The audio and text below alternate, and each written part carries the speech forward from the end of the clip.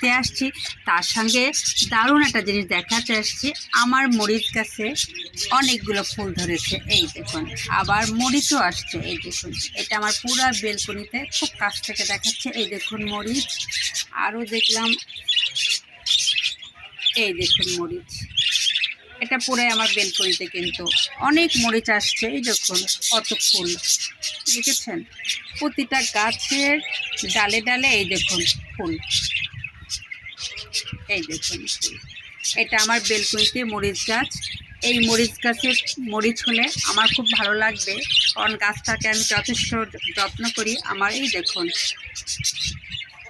এই দেখুন, দেখুন খুবই সুন্দর হয়েছে মরিচ গাছটা। আবার মরিচের ফুল আর তার সাথে সাথে দেখুন মরিচও হয়েছে, এই দেখুন, এই দেখুন আরও মরিচ হয়েছে বড় বড়,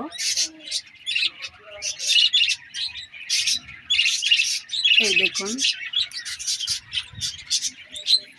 এই দেখুন মরিচ।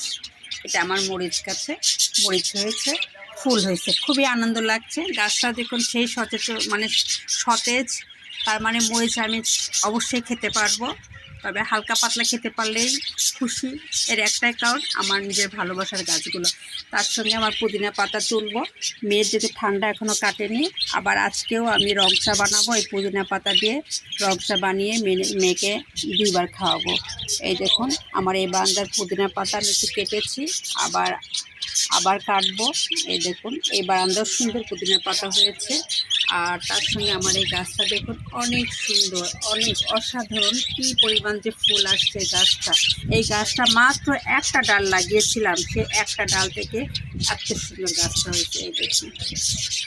তার সঙ্গে এই গাছের টপে আমি পুদিনা পাতা লাগিয়েছি, এই দেখুন পুদিনা পাতা।